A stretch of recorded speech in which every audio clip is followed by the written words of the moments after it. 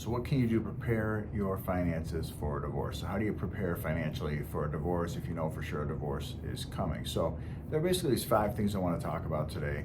They're on the list of things that you could do to prepare yourself financially, prepare your finances if you think there's going to be a divorce. Number 1, make sure you have copies of your financial documents. Paper copies, digital copies, even better. Scan things in. Make sure you know what's going on. Copies of whatever it is, recent bank accounts, a mortgage, a title to your house, car loan, credit card bills. You want to know kind of what you want a paper trail. You want a list of these documents. You want the documents themselves, your copies of everything from monthly bills to tax returns, recent tax returns, and you want all these things available at the ready, because your attorney's going to want to look at these documents once a divorce case is started, and you're going to want to be ready for all this. You don't want these documents to disappear. Sometimes we'll find the other spouse takes them and goes and makes a copy of them, or just takes them and they disappear. We don't know what someone's wife has done with things. So that's the first thing on the list, is make sure you got copies of your financial whatever it is, all your documents, all the stuff for your finances. It will be relative to your monthly budget, your income, your pay stubs, your tax returns, whatever it might be. You want to make sure you got copies of all those items. And don't forget to like the video, subscribe to the YouTube channel.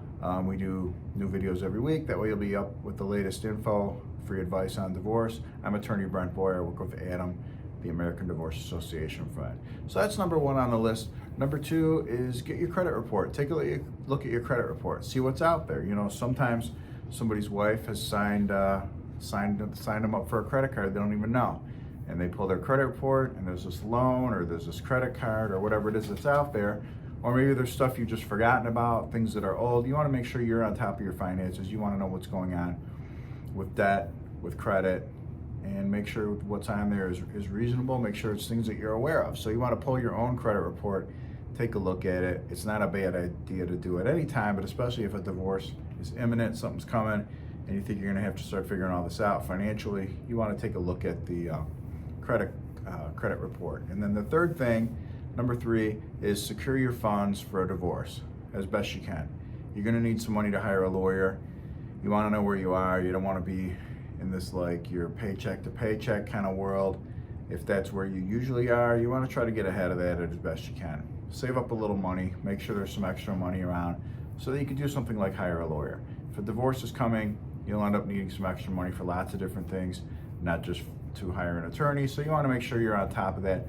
To the extent that's in your control, make sure you are able to get some extra money, get some extra cash. Borrow money from a relative if you have to, or whatever it might be.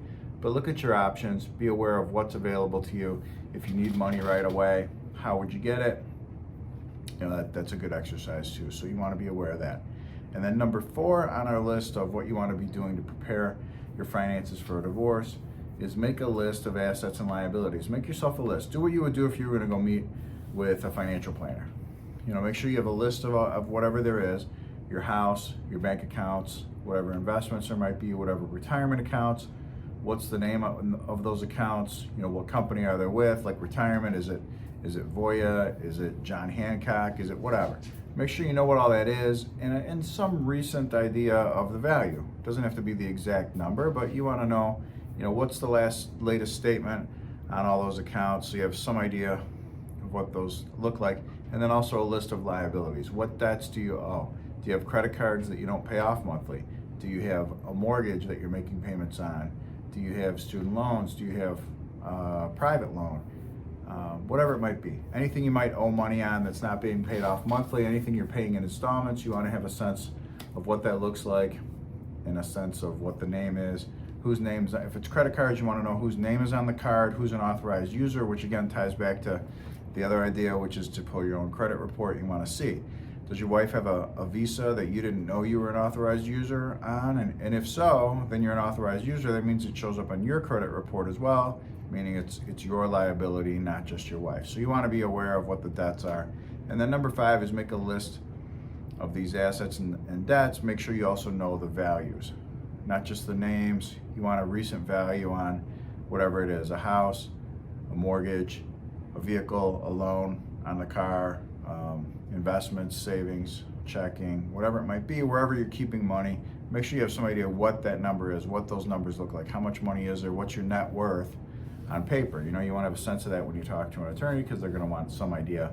It'll tell them what we need to be doing and how to prepare for things. And then same with liabilities. You want to know some idea of what you owe, not just these open credit cards, and maybe most of them are paid off. Those don't really matter. But anything that you owe money on, you're going to want to know the amount, not just the name on it. You're going to want some sense of that.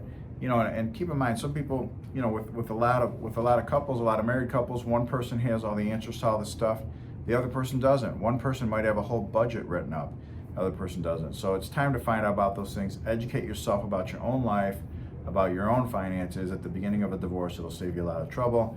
It'll help you be able to answer the questions, educate yourself about it, and you'll be off to a good start. So I hope that helps. Thanks.